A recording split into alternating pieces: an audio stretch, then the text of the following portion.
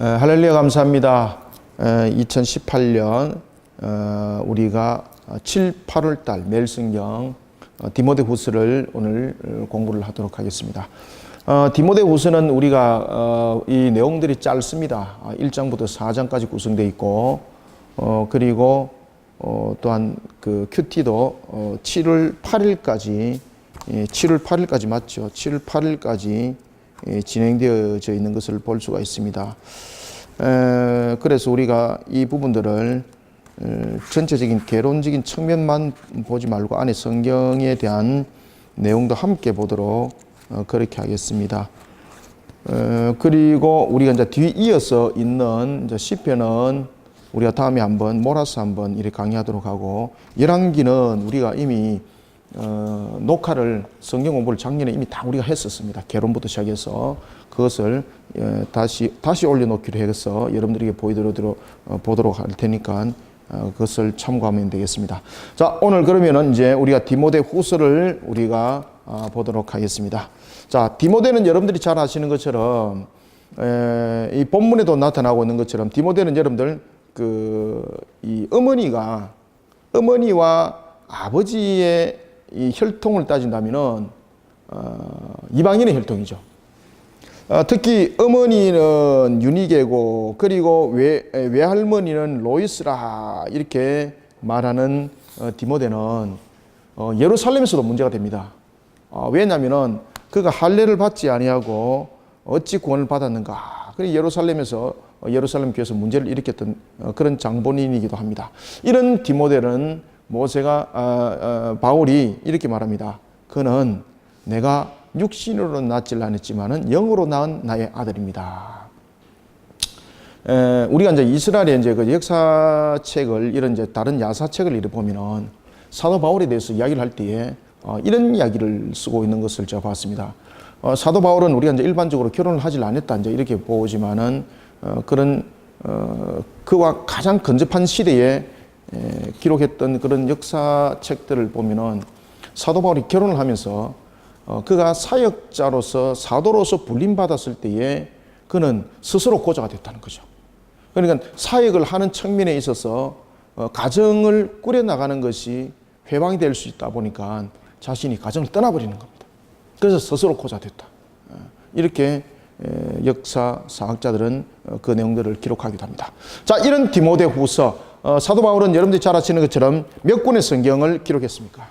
사도 바울은 13권의 서신서를 바울은 기록을 하게 되는데, 이 13권의 서신서 가운데서 마지막 서신이 바로 디모데후서가 되겠습니다. 디모데후서.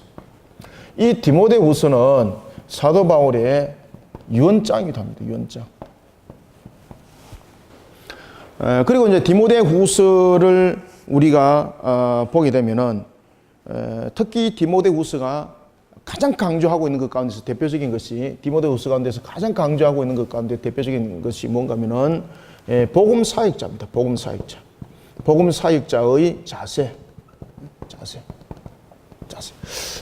따라서 이제 바울이 이 디모데후서를 기록할 때가 상황적인 측면을 여러분들이 잠시 아셔야 되는데, 그 사도 바울은 AD 62년경에서 63년경에, 그러니까 사도 바울이 제일 처음에 로마의 감옥에 여러분 갇히지 않습니까? 그리고 난 뒤에 그가 AD 62년에서 63년경에 그가 로마에서 감옥에서 이제 그가 나오게 되는 거죠. 감옥에서 그가 나오게 되는데, 나와서 62년부터 63년경에 그가 그렇게도 그 원했던 서머나, 그러니까 우리가 이제 스페인이라고 말하고 있죠, 그죠? 그래서 스페인을 그가 갔다 온 것으로 그렇게 알려져 있습니다. 그리고 난 뒤에 그가 이제 스페인을 순방하고 난 뒤에 약 한 67년경에 그가 다시 이제 재투옥이 됩니다. 67년경에. 그리고 난 뒤에 AD 67년경에 다시 투옥이 되는데, 이때는 로마 감옥에 1차 그가 투옥이 됐을 때는 이 상태는 여러분들이 잘 아시는 것처럼 가택연금이었습니다. 가택연금. 그죠? 구금 상태였어. 구금 상태. 이때는 그가 그 가정 안에서 갇혀 있기만 했지 누구든지 사도 바울을 만날 수 있고 사도 바울 외에는 누구든지 나갈 수가 있었습니다. 아주 자유로웠습니다. 그러다 보니까 사도 바울은 오히려 이 상태가 로마에서 자신의 신변을 보호하는 그런 기능을 가지고 있었습니다. 이런 가택연금 속에서 그가 가택연금 속에 드는 그 모든 비용은 어떻게 부담합니까? 자가부담. 정부에서 비용 부담하지 않습니다. 자가부담.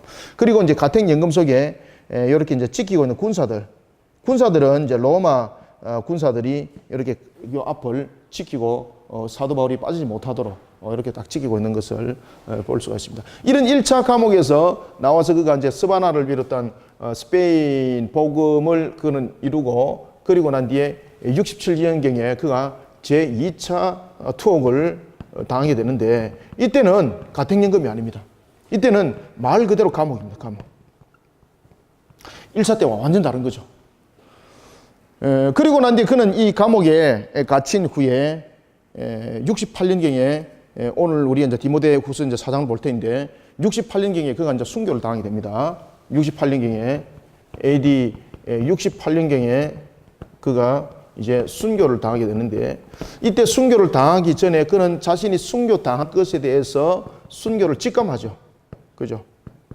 순교를 직감하게 됩니다. 이때가 여러분들 잘 아시는 것처럼 그 로마 정부가 기독교인들을 아주 탄압하고 학살하던 그런 시대였습니다. 그리고 난 뒤에 특히 AD 68년 이후에 여러분 보시면은 여러분들이 잘 아시는 것처럼 예루살렘이 완전히 로마 군사에서 불태워지고 완전히 멸망당하는 그런 시대가 벌어집니다. 이때가 보면은 로마 정부가 집중적으로 기독교인들을 탄압하고 가두고 그리고 처형했던 그때였습니다. 그러다 보니까 1차 때와는 사뭇 다른 겁니다. 1차 때와는. 내용들이 사뭇 다른 겁니다. 이 속에 이제 그가 이제 그 순교를 직감을 하게 되고 그리고 순교를 직감하면서 그가 서신서를 쓰게 되었는데 그것이 바로 디모데후서가 되겠습니다. 그리고 디모데후서에 보면은 그는 이렇게 말합니다. 내가 달려갈 길을 내가 모든 것을 다 마치고 그러면서 그가 이제 마지막으로 정리할 때 보고 싶은 사람이 있을 것 아니겠습니까? 그래서 서신서의 4장에 보면은 4장뿐만 아니라 2장에도 1장에도 사람들 이름들이 계속 등장하는 것을 볼 수 있습니다. 이 인물들이 굉장히 중요한 인물들입니다. 특히 이제 오늘 이제 볼 때에 자신과 함께 사역을 했다가 자신을 떠난 사람도 있었고 또한 동역한 사람도 있었고 그런데 마지막에 자신과 함께 한 사람은 아무도 없었더라. 얼마나 쓸쓸했겠어요. 그래서 그가 나중에 보면은 누구를 보고 싶다고 말합니까? 마가가 보고 싶구나. 자, 오늘 이런 우리가 디모데후서를 우리가 보도록 하겠습니다. 이 디모데후서는 총 우리가 4장으로 구성되어 있는 것을 볼 수 있겠습니다. 디모데후서는 여러분들이 잘 아시는 것처럼 디모데를 사역자로 사용했던 바울이 너가 이런 상황 속에서 사역을 이렇게 하라라고 서신서를 기록하는 것을 우리가 볼 수 있습니다. 이런 디모데후서 속에는 우리에게 굉장히 중요한 내용들을 설명해주고 있는 것들이 있습니다. 신학적인 측면에서 그것이 중에 또 하나가 뭔가 하면은 성경의 영감설에 관해서도 디모데후서가 사도 바울이 기록합니다. 성경은 성령께서 감동을 주셔서 기록한 것이다. 그것이 이제 디모데후서 3장 16절에 여러분들 등장합니다.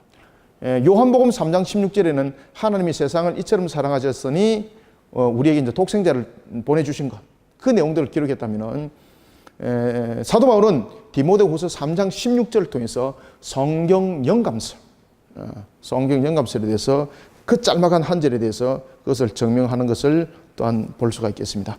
자, 이런 속에 우리가 매일 성경을 보면은 매일 성경이 사도 바울에 대한 이런 마지막 말에 관해서 짤막하게 이 내용들을 다루고 있습니다. 그냥 이것은 여러분들이 안에 묵상하기 전에 한번 읽어보시면 좋겠고 그리고 이제 그 첫째 날에 보면 복음과 함께하고, 그 다음 둘째 날에 보면은 복음을 위하여, 그 다음에 왕노릇 할 것이요 라는 식으로, 이런 식으로 내용들이 쭉 8일간 전개되어진 것을 볼 수가 있습니다. 자, 여러분들이 이제 그 매일 성경을 이제 묵상을 하실 때에 그 내용들을 잘 묵상을 하시고, 또한 그 묵상을 하실 때에 오늘 전체적인 개론적인 측면과, 그리고 우리가 1장부터 4장을 이제 상세하게는 성경 공부 시간이 아니기 때문에 못하고, 그렇지만은 짧은 1시간 안에 우리가 전체적으로 2시간이죠. 1장부터 4장까지 내용을 한번 쭉 훑어보도록 할 테니까 그것을 잘 참고하셔서 여러분들이 묵상해 주시면 감사하겠습니다. 자, 디모데후서는 우리가 이제 전체적으로 구성 요소가 4장으로 구성되어 있는 것을 우리가 볼 수 있습니다. 그죠? 4장으로. 이 4장으로 구성되어 있는 그 첫 번째가 바로 그가 자신을 소개를 하고 있는 것을 볼 수 있습니다. 그때에 그가 자신을 소개할 때에 그는 이렇게 말합니다. 나는 그리스도 예수의 사도되었다. 그리스도 예수를 통해서 사도되었다. 이것이 이제 1장에 나타나는 거죠. 따라서 우리가 1장 1절에서부터 그리고 우리가 전체적으로 이제 네 토막을 우리가 이제 보겠는데, 이렇게 한번 나눠봅시다. 전체적으로 볼 때에 1장 1절에서부터 1장 5절, 1장 6절을 우리가 기준으로 1장 5절까지의 내용을 우리가 한번 보도록 하겠습니다. 그리고 1장 6절에서부터 이제 2장까지니까 나눠지는 것이 3장 1절로 나눠지고, 그리고 이제 3장 1절부터는 이제 4장 9절까지, 4장 8절까지니까 여기서 4장 9절까지 보고, 그 다음에는 이제 4장 마지막 절에 22절입니까? 22절 맞죠? 22절까지 이렇게 네 분류를 구성해서 내용을 우리가 먼저 한번 보도록 하겠습니다. 이 내용들을 보면은 그 디모데후서는 크게 두 가지를 우리에게 설명하고 있습니다. 특히 이제 1장 1절부터 우리가 2장, 그러니까 1장부터 2장까지 말하는 거죠. 1장과 그리고 이 속에 있는 2장, 1장과 2장 속에 있는 이 내용은 전체적으로 우리에게 무엇에 대해서 설명해 주고 있는가 하면 고난입니다. 고난. 고난 속에서의 인내와 충성을 다하라. 고난 속에서. 고난 속에서의 충성. 고난 속에서 충성뿐만 아니라 인내하라. 인내하라. 고난 속에서의 충성과 그리고 인내뿐만 아니라 사역자로서 우리에게 필요한 것이 있는데, 그것은 우리가 거룩함을 잃지 말아라. 거룩성과 그리고 온유함을 잃지 말아라. 온유함을 잃지 말아라. 여기 대해서 그 내용들을 설명하고 있고, 그 다음에 3장부터 4장까지는 전체적으로 성경에 대한 진리에 대해서 이야기를 하고 있습니다. 그러니까 교리적인 측면을 설명을 많이 하는 거죠. 여기에 대해서는 이제 3장부터 이제 4장은 성경에 대한 진리입니다. 성경에 대한 진리. 그러니까 이게 이제 교리적인 부분들을 중심으로 우리가 다뤄주고 있다는 것을 우리가 볼 수 있습니다. 그리고 사도 바울은 어디까지 복음을 전하기를 원했었습니까? 이제 그런 부분들에 자기가 서머나까지를 갔다 왔던 것들을 기억하면서 이 복음의 진리가 끝까지 전해지기를, 복음의 진리 전파, 복음의 진리 전파에 대해서 이 내용들을 다루고 있습니다. 특히 복음의 전파에 대해서 그 내용들을 다룰 때에 이 복음의 전파는 우리에게 사명이다. 반드시 해야 될 일들이다. 사도 바울은 여기에 대해서 강조를 합니다. 특히 이제 우리가 이제 보면은 디모데후서 1장 1절부터 여러분들 이 5절까지 이 내용들을 보면은 이 1장 1절부터 이 5절까지의 이 내용에 보면은 이 디모데서의 수신자가 누구라는 것을 우리가 알 수가 있습니까? 2절 보세요. 사랑하는 아들 디모데에게 편지하노니. 그러면은 여기서 이제 1장에서는 보면은 이 디모데서의 수신자가 디모데라는 것을 우리에게 가르쳐 주고 있죠. 그 다음에 1장에서 또 하나 등장하는 것은 뭔가 하면 수신은 디모데인데, 그 다음에 사도 바울이 자신에 대해서 소개를 합니다. 사도 바울이 자신에 대해서 소개를 할 때에 누구라고 말하고 있습니까? 예수 그리스도의 사도다. 이렇게 말합니다. 사도. 자, 여러분들. 사도는 무엇이 사도입니까? 제가 그냥 헬라 간단하게 여러분들 한번 써볼게요. 혹시나 잘 알지도 못하지만은 그래도 한번 써보겠습니다. 아포스텔로.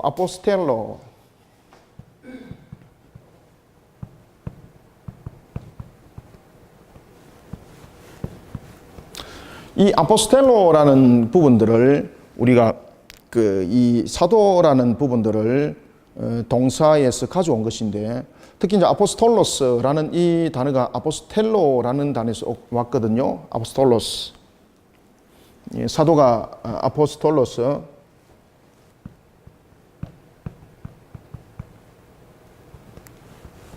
이것이 아포스텔로라는 단어에서 온 겁니다. 이 사도를 우리가 아포스톨로스라고 우리에게 말을 하고 있는데, 이 아포스톨로스라는 이 사도라는 이 단어가 동사 아포스텔로에서 왔습니다. 이 아포스텔로에서 와서 이것이 이제 명사화됐는데, 이 동사가 여러분들 무슨 뜻인가 하면은 보내다는 뜻입니다. 보내다. 보내다, 파송되었다. 말 그대로 누군가로부터, 오늘도 본문에 보면은 누군가로부터 그 사명을 부여잡았다라는 것을 설명하고 있는 겁니다. 그래서 1절에 보면은 하나님의 뜻으로 말미암아 그리스도 예수 안에 있는 생명의 약속대로 그리스도의 사도된 바울은, 이렇게 말하지 않습니까? 그래서 그리스도 예수의 사도된이라는 이 내용들을 통해서 자신은 누구로부터 파송되었다는 건 이야기입니까? 그렇죠. 예수 그리스도로부터 파송된 자. 그래서 이 아포스텔로라는 것은 파송하다, 보내다, 이 뜻인데, 그러면은 예수 그리스도의 사도의 조건을 설명하고 있습니다. 예수 그리스도의 사도의 조건은 사람이 보내는 것이 아니라 누가 보내는 겁니까? 그렇죠. 파송을 누가 파송을 하는가 하면은 예수 그리스도가 파송한 자를 무엇이라고 부른다는 이야기입니까? 그렇죠. 그런 자를 사도라고 부른다는 이야기죠. 자신은 예수 그리스도가 이 세상을 복음화 하도록 파송한 사람입니다, 이 뜻입니다. 내가 좋아서 지금 내가 이 일들을 하고 있는 것이 아니라 하나님이신 그분 예수 그리스도께서 나를 바르게 나를 만드시고, 여러분들 잘 아시는 것처럼 사도 바울은 다메섹 도상에서 주님을 만나고, 그리고 난 뒤에 그는 아라비아 광야에서 3년 반 예수님으로부터 직접 가르침을 받습니다. 그리고 난 뒤에 그가 아라비아를 떠나서 다시 여러분들 잘 아시는 것처럼 다메섹 그 주변을 복음을 전하다가 예루살렘으로 그는 갑니다. 그러고 난 뒤에는 그는 사역을 계속 이어가지 못하고 자신의 고향에 있던 다소로 다시 가게 됩니다. 그 속에서 그는 십자가 복음에 대한 그런 이 교리적인 측면을 그가 확고하게 세우게 되는 겁니다. 그런 그를 주님께서 안디옥을 통해서 세계 복음화를 일으키기 위하여 바나바를 다소를 보내도록 합니다. 사울의 고향으로. 그리고 이제 바나바에 의해서 그가 안디옥으로 부름받았고, 그리고 난 뒤에 바나바와 둘이 세계 복음 전도를 향해서 파송을 받았던 바로 사도. 아시겠습니까? 예수 그리스도께서 보낸 자. 그러니 다시 말하면 여러분들이 사도는 바로 증인이죠. 그죠? 예수님의 증인이죠. 따라서 여러분들, 우리가 사도가 될 수 있는 조건은 제일 먼저 예수님의 그 시대에 사람이 된다는 거죠. 그래서 사도는 우리가 단회성입니다. 단회성. 왜냐하면 예수님 그 시대에 생존해 있던 자들에게 지칭이 되어지는 것이 사도입니다. 아시겠습니까? 그리고 또한 두 번째는 예수 그리스도로부터 가르침을 받은 자입니다. 가르침을 받은 자. 직접 가르침을 받은 자. 그 다음에 예수 그리스도의 정인으로서의 쓰임받은 자. 그러니 예수님께서 보낸 자. 그러니 사도의 조건은 그 시대에 예수님으로부터 가르침받고 예수님을 전가하는 정인이야만이 되기 때문에 사도는 단회성이 되는 겁니다. 지금도 여러분 사도 시대입니다 이렇게 말하면 곤란합니다. 사도행전이라는 그런 개념이 이어지는 것은 맞습니다. 그러나 이 사도들의 개념들이 나중에 무엇으로 이 내용들이 바뀌게 되는 겁니까? 그렇죠. 제자도로 바뀌는 겁니다. 사도에서 제자도로. 아시겠습니까? 제자도로. disciple. 여기서는 아포스톨로스라고 말한다면은 여기서는 이제 디사이플, 이제 제자로 이제 나오는 겁니다. 제자도로 이 모습들이 바뀌게 되는 겁니다. 제자도의 그 일들을 걸어가는 자들도 예수님이 이 시대에, 그리고 예수님으로부터 가르침을 직접 받지는 않았지만은, 예수님의 시대에 살지는 않았지만은 예수님으로부터 우리는 가르침을 받죠. 성경을 통해서. 그죠? 성경을 통해서. 예수님의 정인. 그러니 사도와 제자의 큰 차이점은 바로 그 시대의 내용들만을 뭐 크게 틀린다고 보지, 다른 것들은 크게 구별해서 볼 필요가 없습니다. 그래서 예수 그리스도의 사도라는 것은, 사도 바울은 이 사실을 증명을 하고 있는 겁니다. 내가 이 복음에 대한 것들을 어떤 지식에 의해서 내가 만들어낸 어떤 교리 차원이 아니라 예수님으로부터 직접 가르침 받았고, 그리고 예수님의 증인으로서 내가 보냄받은 자다라는 것을 설명하는 것이 바로 내가 예수 그리스도의 사도다라는 것을 통해서 증명하고 있습니다. 아시겠죠? 그죠? 자, 이런 부분들이 이제 우리가 성경 공부 시간에 우리가 늘 이제 해왔기 때문에 오늘은 그냥 여기서 간단하게 하고, 전체적인 포괄적인 것들만 이제 보도록 하겠습니다. 자, 그리고 이런 속에 이제 머릿말들이, 서론들이, 이 속에서 이제 서론이 세워졌다면 이제 본격적으로 이제 본론들이 형성이 되는데, 이 본론들이 형성될 때에 2장에는 1장 6절에서부터 2장 전체 내용들은 어떤 내용들을 다루고 있는가 하면은 복음 사역자입니다. 복음 사역자가 갖춰야 될 여러 가지 덕목들입니다. 이제는 예수 그리스도의 사도에 이어서, 자, 보십시오.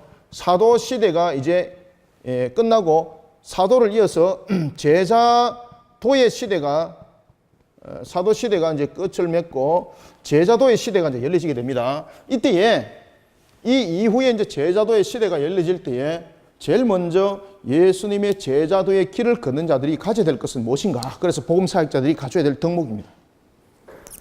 복음 사역자들. 복음 사역자들. 여기서 여러분, 복음 사역자들은 누굽니까? 바로 제자도의 길을 걷는 자들이죠. 그죠? 여기서 말하는 복음 사역자들은 제자도의 길을 걷는 자들. 그러면은 이 복음 사역자들이 해야 될 일들은 무엇이겠습니까? 자신의 사고와 자신의 생각과 자신의 방식으로 사역을 하면은 첫 번째 안 된다는 겁니다. 그렇죠? 그러면은 이런 복음 사역자가 갖춰야 될 자세, 이에 대해서 사도 바울이 디모데에게 가르치는 겁니다. 이 가르침은 우리 전체의 가르침이기도 합니다. 그래서 복음 사역자들에 대한 가르침,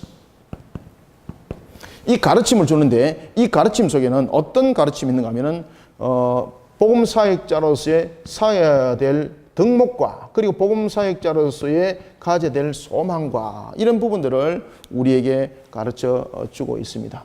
자, 이런 속에 안에 내용들을 보면은 1장 6절부터 2장까지의 이 내용들은 제일 먼저 첫 번째, 복음을 위해서, 첫 번째, 이 글자 잘 보입니까? 복음. 복음을 위해서 우리에게 올 수 있는 것은 고난이라는 겁니다. 복음. 복음을 위한 고난. 복음에는 고난이 필시 찾아온다는 겁니다. 왜 그렇습니까? 이 복음에서 왜 여러분들 고난이 찾아올 수밖에 없습니까? 무엇이 있다는 거죠? 영적 전투가 있다는 거예요. 영적 전투가. 이야기를 딱 하는 겁니다. 영적 전투. 여러분들, 복음이 증거되어질 이유는 이 속에 새하늘과 새 땅이 우리 속에, 새하늘과 새 땅이 우리 가운데 펼쳐지는 하나의 우리에게 주어진 사명이기도 하고, 새하늘과 새 땅을 펼쳐나가는 도구이기도 하죠. 그죠? 가스펠, 복음. 이 복음이 증거되는 것을 누가 여러분을 막겠습니까? 사탄의 세력들이 막으니 영적 전투는 일어날 수밖에 없는 겁니다. 이때에 고난이 온다는 겁니다. 고난이. 이때 고난이 올 때에 우리는 고난을 참아내는 자가 되어야 된다. 인내하는 자가 되어야 된다. 그죠? 인내하는 자가 돼요. 복음 사역자들에 대한 부분에서 인내하는 자가 되어야 된다. 인내하는 자. 그런가 하면은 이 복음을 우리는 당하는 고난 속에서만 있는 것이 아니라 어떻게 해야 됩니까? 우리는 복음의 진리를 사수하는 자가 되어야 된다. 사수하는 자.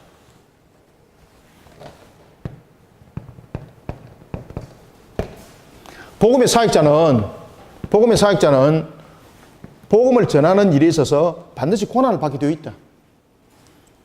영적 전투가 치러지기 때문에 왜? 새하늘과 새 땅을 열어가는 도구가 바로 복음이니까 사탄이 이 도구를 세상 속에 증가하지 못하도록 방해할 것은 기정사실이라는 이야기죠. 따라서 고난이 올 수밖에 없다는 거죠. 그러나 이 고난이 올 때도 그것을 인내함으로써 지킬 뿐만 아니라 그 고난 속에서도 무엇을 사수하라? 그렇죠. 진리를 사수하는 자. 따라서 복음 사역자들은 진리를 사수하는 책임이 있습니다. 그러니 우리가 복음 사역자라고 말하면서 진리를 사수하지 아니하고 세속 속에 있다면 그는 복음 사역자 아닙니다. 주님이 사용하지 않습니다.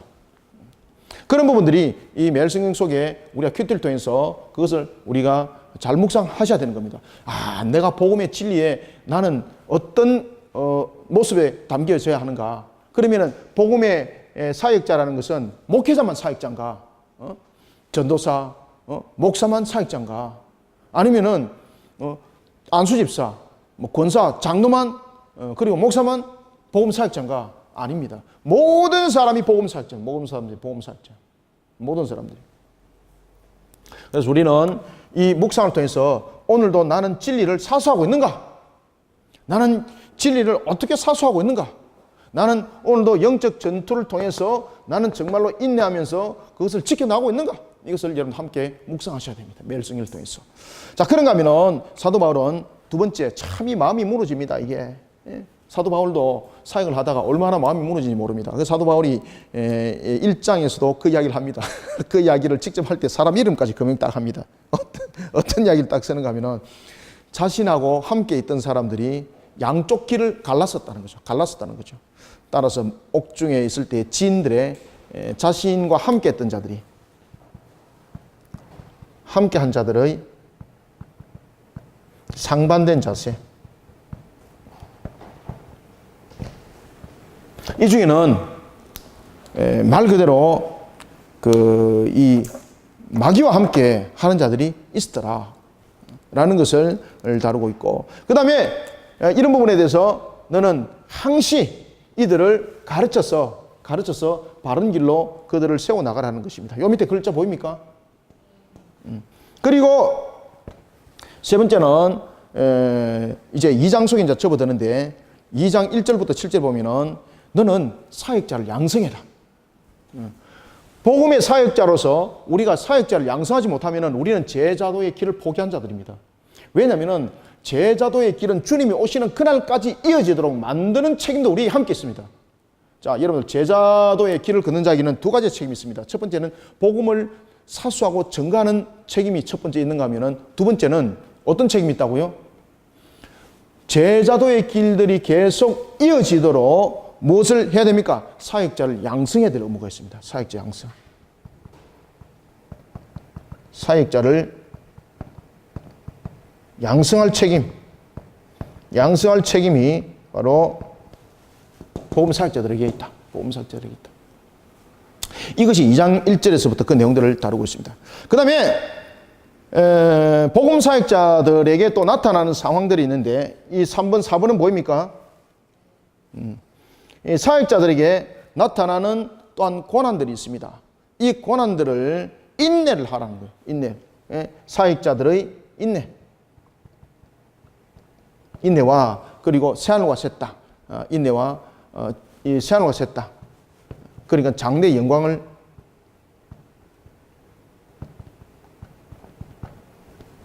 그들에게 가르치고 제시할 수 있어야 된다.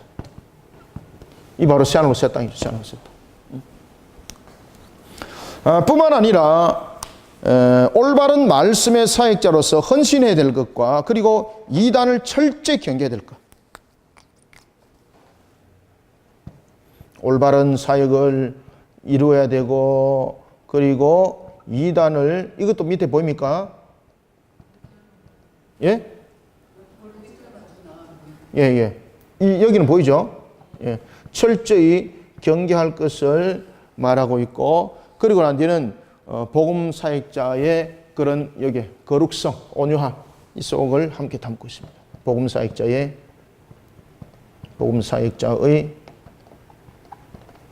거룩성, 거룩함. 그리고 온유함. 함께 담겨된다. 자, 이런 속에 이제 3장의 내용들은 이제 3장부터 4장 8절까지죠. 3장 1절에서부터 4장 8절까지 내용은 어떤 내용들을 다루고 있는가 하면 바로 종말의 타락상에 대해서 그 내용들을 다루고 있습니다. 종말의 타락상. 여기 속에는 종말의 타락상. 종말에 나타나는 현상들입니다. 종말의 현상들을 우리에게 말해주고 있는데 그 중에서 가장 대표적인 것이 여러분들 타락한 모습들입니다. 이 타락한 모습 속에는 여러분 보시면은 극단적 종말론주의자들도 이 속에 등장을 합니다. 그래서 마치 종말이 끝난 것처럼 가르치는 그런 거짓 교사들. 특히 이 종말의 타락상에 대해서 이 종말의 타락상에 대해서 나타나는 현상 중에서 가장 대표적인 것들로서 사도 바울이 지금 거론하고 있는 것 가운데서 한 무리들이 바로 거짓 선지자들, 거짓 교사들이죠. 이들에 의해서 많은 사람들이 유혹을 당하고 현혹당하는 그런 모습을 우리가 볼 수 있을 것이다. 그러다 보면은 결국은 하나님의 말씀에 거하는 자들에게 나타나는 그런 핍박, 그런 핍박 중에서도 우리는 말씀의 삶을 살아야 된다. 자, 우리가 여러분들 우리 교회가 말씀의 삶을 사는 것이 우리 교회 또 캐치프레이즈이지 않습니까? 이런 종말 현상 속에서 나타나는 이런 속에서도 우리는 종말에 우리의 모습은 삶은 어찌해야 되는가? 우리의 삶은 하나님의 말씀의 삶이 되어야 된다.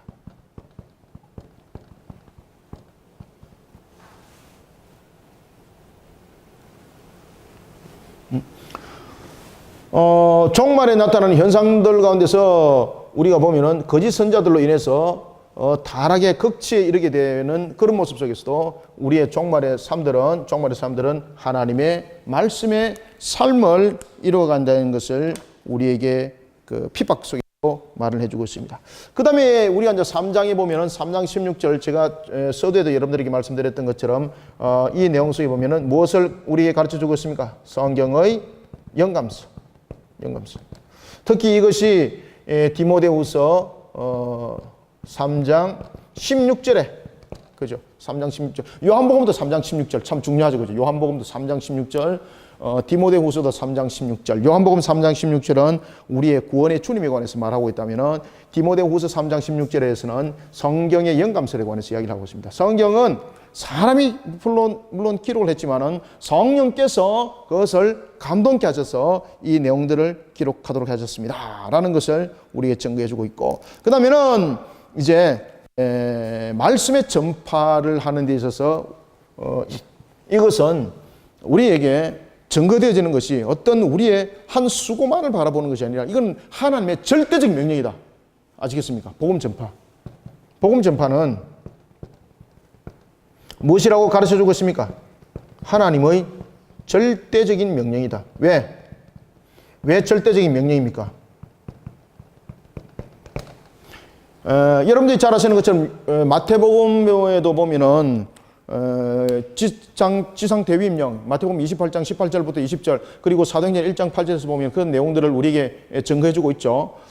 여러분들 하나님께서 그리고 예수님께서 이 땅에 오셔서 제자들과 함께 공생의 3년 반을 이루고 난 뒤에 제자들을 하늘로 바로 데려가지 않죠.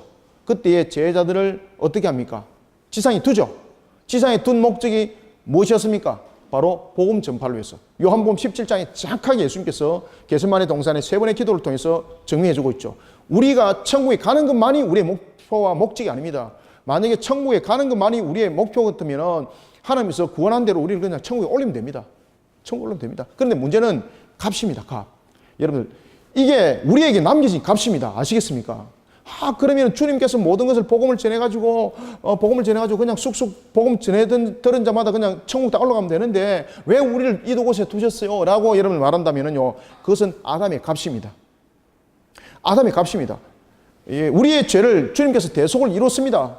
주님께서 우리의 죄를 대속을 이루시고 주님께서는 우리를 통해서 아담의 값을 마지막으로 치르도록 한 것이 있는데 그것이 바로 여러분 복음의 값입니다. 복음의 값.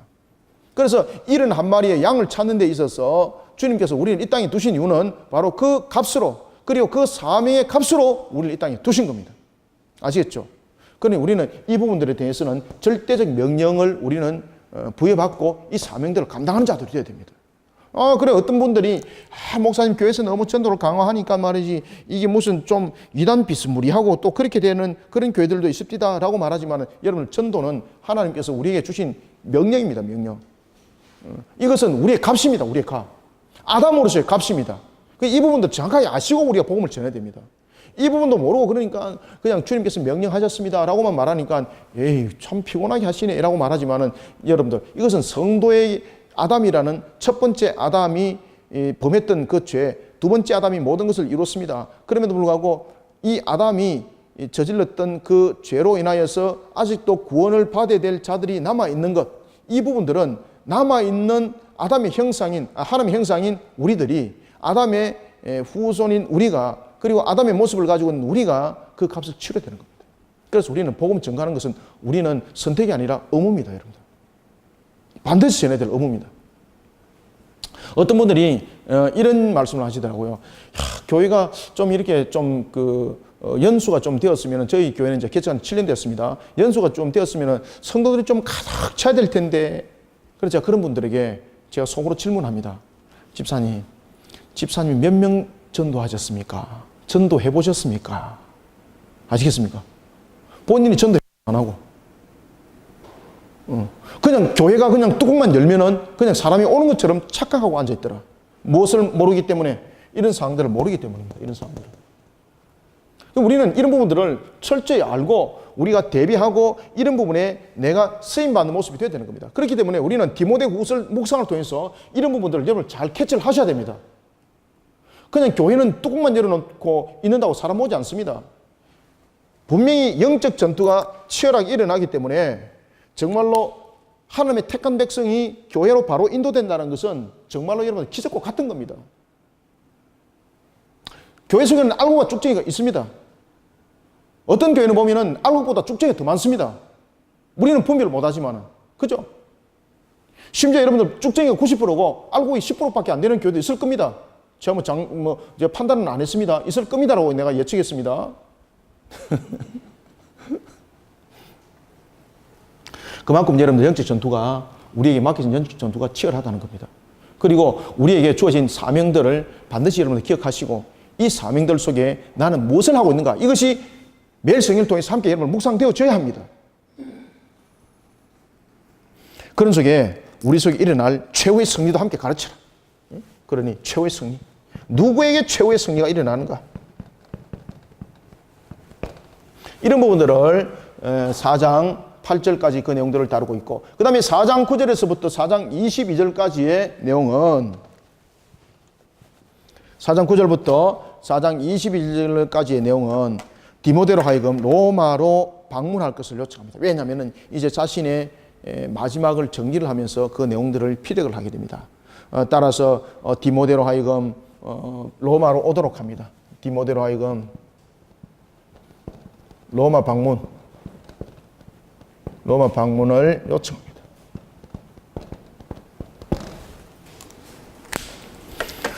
자, 그런가 하면은 그가 이제 마지막으로 문안 인사를 하게 되는 거죠. 마지막 문안 인사. 그래서 여기 보면은 마지막 문안 인사에 보면은 이제 사람들의 이름들이 등장을 하게 됩니다. 이때에 그의 마음에 항상 뒀던 한 사람이 있었는데 그가 누구였겠습니까? 그렇죠. 마가 요한이었습니다. 마가는 누구였습니까? 이게 바나바의 여러분 조카죠. 그죠? 바나바의 조카면서 그가 1차 전도 여행 때 동행했던 자죠. 동행했던 자. 그리고 성경에는 여러분들 디모데후서에는 안 나타납니다만은 이 마가가 이 소식을 듣고 바울을 찾아오게 되고, 그리고 바울의 마지막까지 마가가 지키게 되는 겁니다. 마가 마지막까지 지키게 되는 겁니다. 그때에 여러분들 바울이 그런 이야기도 하죠. 나에게는 다 갚으리가 없고 누가만 있구나. 여러분, 누가가 무엇을 기록했습니까? 누가복음을 기록했고 무엇을 또 기록했습니까? 사도행전을 기록했잖아요. 사도행전을 기록할 때에 그 중심이 인물이 누구였습니까? 사도 바울이었죠. 사도 바울.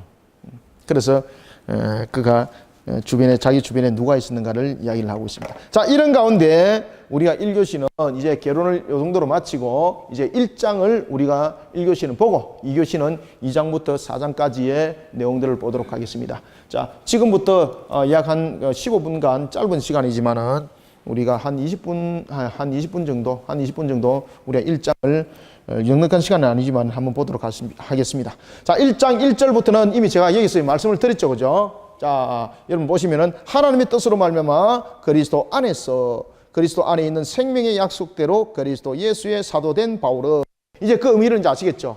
왜 그가 예수 그리스도의 사도된 바울이라고 이야기를 했는가 라면은 자신의 어떤 자신이 왜 이런 복음을 전하게 됐는지 자신에 대한 출처, 그런 원인 규명을 하지 않습니까? 그때에 그는 예수 그리스도로부터 사도가 되었다. 사도는 여러분들이 아포스톨로스라는 이 단어는 아포스텔로에서 왔다. 아포스텔로라는 동사는 바로 파송하다, 보내다라는 단어에서 왔다. 그죠? 그런 사도는 바로 예수님으로부터 직접 보낸 자를 우리가 사도라고 말하는 거예요. 그럼 그가 여기서 직접적으로 아포스텔로라는 이런 단어를 그가 직접 썼다는 이유는 바로 무엇입니까? 부인할 수 없는 사실이라는 겁니다. 부인할 수 없는 사실.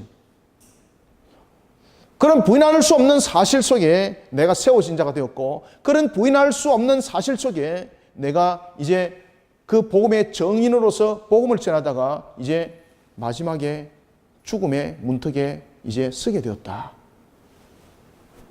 그러니 너는 이 사실을 알고 내가 지금 너에게 보내는 이 편지를 잘 읽고 이 편지에 따라서 너는 사역을 하고, 그리고 내가 마지막으로 너를 보고 싶구나. 그죠?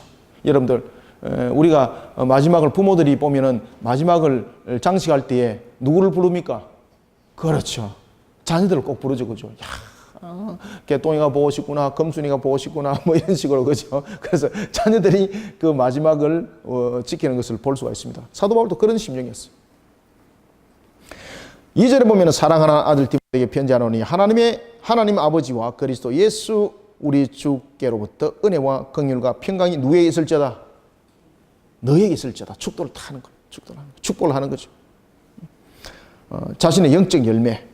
자, 이런 속에 그가 이제 3절부터 이런 이야기를 합니다. 내가 밤낮 간구하는 가운데 쉬지 않고 너를 생각하여 정결한 양심으로 조상적부터 섬기는 하나님께 감사하고, 그러면서 그가 이렇게 말합니다. 그가 복음을 증거를 하면서 사실은 디모데를 그가 복음을 증거하여서 자신의 영적 아들로 그는 맞이했지 않습니까? 이때에 여러분들이 잘 아시는 것처럼 이 디모데는 아버지가 헬라니였습니다. 아버지는 헬라니였고 어머니는 유대인들이었습니다.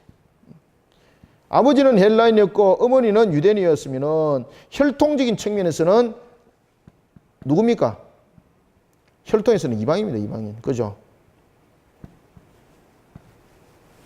그러면은 이런 속에 놓여 있는 자가 여러분들 이스라엘 공동체 사회 속에서, 그리고 특히 그는 가지고 있는 부분들의 사상들도 헬레니즘에 대한 사상들을 많이 가지고 있었습니다. 이런 부분들을 가지고 있는 그런 디모데에게 복음을 전했다는 것은, 그리고 그가 예수 그리스도의 제자의 길을 걷는 자가 되었다는 것은 하나님의 택한 백성이 아니고는 있을 수 없는 일이죠. 그래서 그가 이 디모데를 자신의 아들로 삼았다는 겁니다. 아들로 삼았다. 그때에 여러분들이 잘 아시는 것처럼 그의 외할머니 로이스와 그의 어머니 유니게는 참 신앙이, 하나님을 향한 신앙이 각별한 사람들이었습니다. 그죠? 그의 할아버지는 신앙이 이렇습니다. 그의 아버지의 신앙은 이렇습니다. 이것은 이야기를 안 합니다. 왜냐하면은 그 당시도 여러분 보시면은 이 사회가 주로 자녀들의 교육은 누가 중심으로 이루어집니까? 목의 중심. 자녀 교육은 목의 중심이 되다 보니까 그의 어머니가 어떤 신앙을 가졌나, 그의 할머니가 어떤 신앙을 가졌나, 이건 매우 중요한 겁니다. 예, 우리도 지금 여러분들 이 시대를 돌이켜보면은 아버지가 가정에서 자녀들 교육 잘 안 시키죠. 그죠? 지금도 보면은 교육은 목의 중심이죠. 이것은 여러분들 그 당시에 초대교회 시대만 이것이 아니라 고대 사회도 마찬가지였습니다. 고대 사회는 전쟁을 자주 했잖아요. 전쟁을 자주 하다 보니까 목의 중심 사회, 그냥 물질에 대한 부분 시작해서 모든 것들이 목의 중심이었습니다. 왜냐하면 아버지는 항상 전쟁터에 그리고 전투에 이렇게 나가다 보니까 생명을 잃어버리고 이런 경우들이 왕왕 있었죠. 많았죠, 그죠? 그러다 보니 어머니 중심으로 모든 것들이 가게가 꾸려지고 해나갔던, 그래서 이 고대 사회는 목의 중심이 굉장히 범위가 넓었었습니다. 이런 부분들이 초대교회 그리고 중세뿐만 아니라 지금 현재 우리가 살고 있는 이 시대도 마찬가지입니다. 우리의 현실을 비교를 한번 해보십시오. 자녀를 양육할 때 자녀를 유치원 보내고 자녀가 무슨 공부를 하고 이럴 때 대부분 결정짓는 부분들이 누구예요? 그렇죠. 대부분 다 어머니들이 하잖아요. 어머니들이. 그러면서 아버지는 집에 와가지고 뭐라고 말합니까? 도대체 아이를 어떻게 교육시키길래 아이가 이 모양이냐 이렇게 말하고 그죠. 그죠? 목의 중심. 어머니 참 중요합니다, 여러분들. 어머니 중요합니다.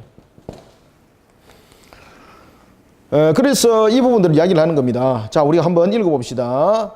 5절 우리가 한번 읽어봅시다. 시작. 이는 네 속에 거짓이 없는 믿음이 있음을 생각함이라. 이 믿음은 먼저 내 외조모 로이스와 내 어머니 유니게 속에 있더니 네 속에도 있는 줄을 확신하노라. 아멘. 이제 이해가시죠? 이런 이제 목의 중심에 교육이 이루어지고 있던 그런 상황들을 우리에게 설명하고 있는 겁니다. 따라서 여러분들 이 하나님의 말씀을 우리가 잘 가르치고 자녀를 잘 양육한다는 것 참 중요한 것이죠. 6절. 그러므로 내가 나의 안수함으로 네 속에 있는 하나님의 은사를 다시 부릴 듯하게 하기 위하여 너로 생각하게 하노니. 자, 이러면서 그가 이렇게 이제 이야기를 합니다. 내가 갇힌 자 되었다. 그렇지만은 내가 어떤 부끄러운 일을 했어. 부끄럽다는 것은 무엇입니까? 남을 해하였어. 그리고 또한 율법을 어겼어라는 것이죠. 다른 사람을 어떻게 다른 사람의 물건을 도둑질한다든지, 또한 다른 사람을 상해를 입혔다든지, 남의 아내를 탐하는 그런 간음을 통해서 그가 지금 옥에 갇힌 자가 아니라는 이야기죠. 그는 무엇으로 그는 옥에 갇혔다고 말하고 있습니까? 자, 8절 읽습니다. 시작. 그러므로 너는 내가 우리 주를 정언함과 또는 주를 위하여 갇힌 자 된 나를 부끄러워하지 말고. 왜 부끄러워하지 말라는 이야기죠? 아시겠죠? 자랑스러워 하라는 이야기예요. 무엇을 향해서 달려가다가 내가 지금 옥에 갇힌 자입니까? 옥엔 어떤 사람들이 갇힙니까? 그렇죠. 그렇지만은 옥에 갇힌 자를 죄인이라고 하지만은 세상의 죄인이지만은 하나님이 보는 방향에서는 죄인이 아니라 누굽니까? 사명자라는 거예요. 사명자. 내 명예에 충실한 자. 오히려 부끄러워하지 말고 자랑스러워라. 자랑스러워라. 부끄러워하지 말고 오직 하나님의 능력을 따라 복음과 함께 고난을 받으라. 그래서 1장 8절에서부터 보면은 이 내용들을 가르치고 있습니다. 복음을 전하는 복음의 사역자는 복음을 전하다가 고난을 당하는 것을 그렇게 여기지 말고, 그리고 그러한 부분들을 겁을 내지 마라. 왜? 영적 전투는 필요할 수밖에 없다. 필요할 수밖에 없다. 왜? 새하늘과 새 땅이 열리는 측면에서 도구가 바로 우리에게 가스펠이라는 복음이 우리에게 주어졌고, 이 복음은 바로 하나님의 형상으로서 이 땅 위에 남은 자들에게 주어진 하나님의 명령이기 때문에 이 일들을 하는 자는 마귀와 필시 영적 전투가 있을 수밖에 없다.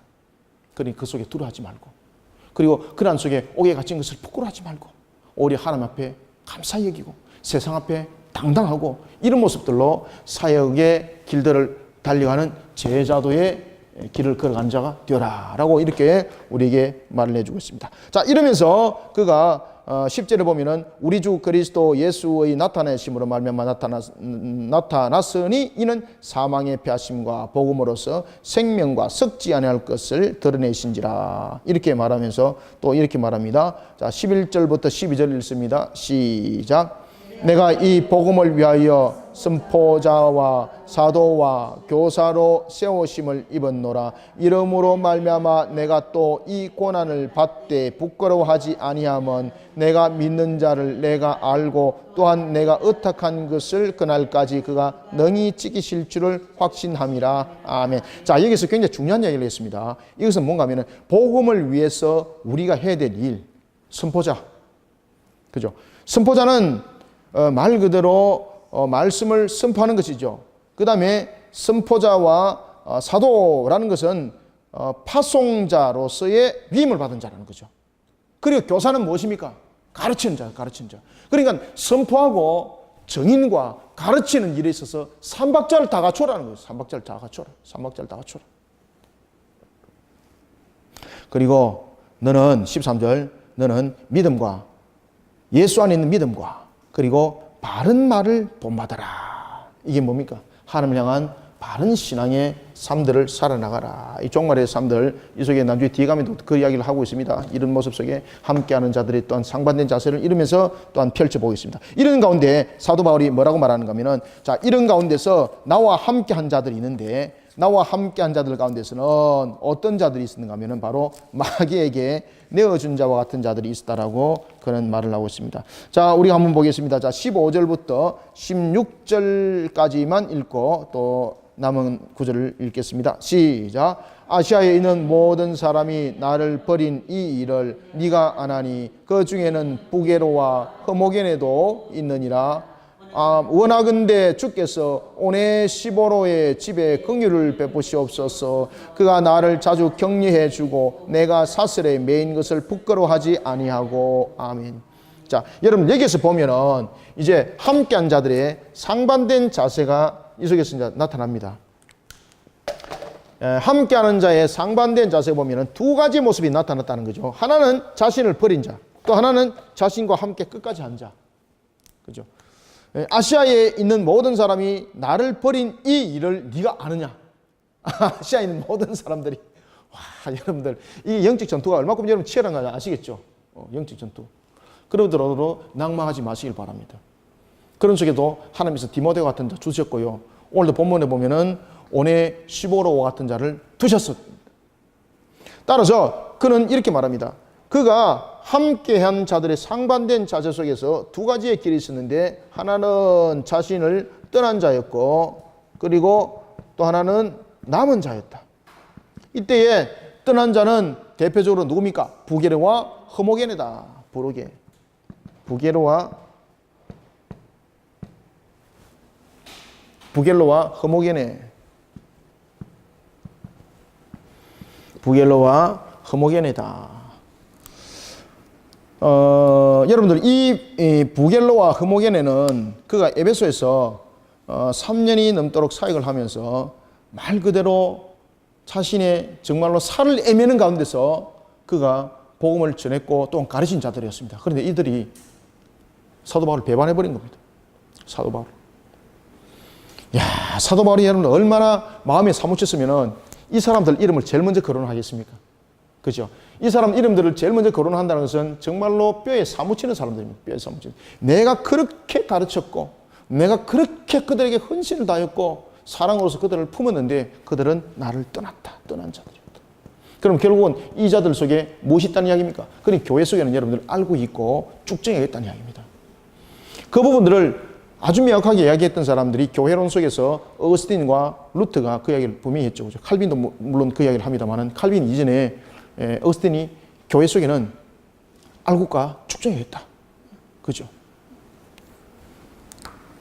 그런가 하면은 오네시보로가 있다. 남은 자는 오네시보로.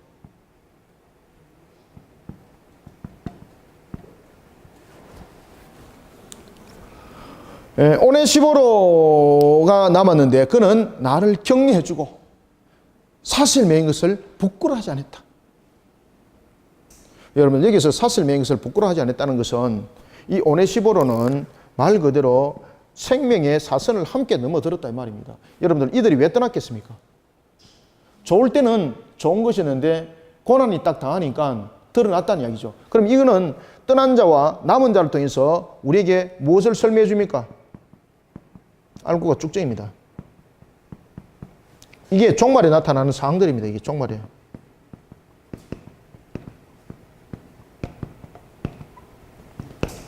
그래 여러분들요, 알고가 쭉정이 있다고 낭만하지 마시고 우리는 주님께서 주신 그 명령을 끝까지 우리는 사명을 감당하는 자들이 되어야 됩니다. 아시겠죠?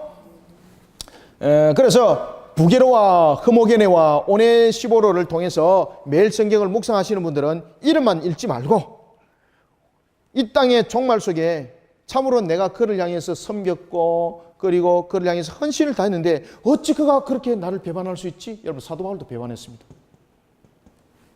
사도 바울은 생명을 걸고 부겔로와 흐모게네를 그들을 구원의 길로 인도했는데 결국은 남은 자는 오네시보로더라.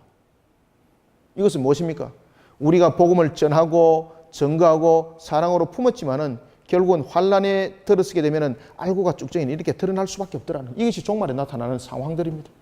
그러니까 이런 상황들 속에 여러분들 낭망하지 마시고 항상 여러분들이 그 사역자로서 복음의 사역자로서 항상 당당하고 뿐만 아니라 항상 우리의 모습들을 바르게 세워나가는 데 있어서 흔들림 없이 우리들을 바르게 세워나가는 하나의 밑거름이 되고 그리고 또한 말씀이 됐으면 합니다. 자, 오늘 우리는 1장, 첫 시간은 1장 요까지만 하겠습니다. 그래서 이것은 지우지 않고 2교시에 계속해서 함께 설명을 해 나가야 되니까 지우지 않고 계속해서 우리가 내용들을 보도록 하겠습니다.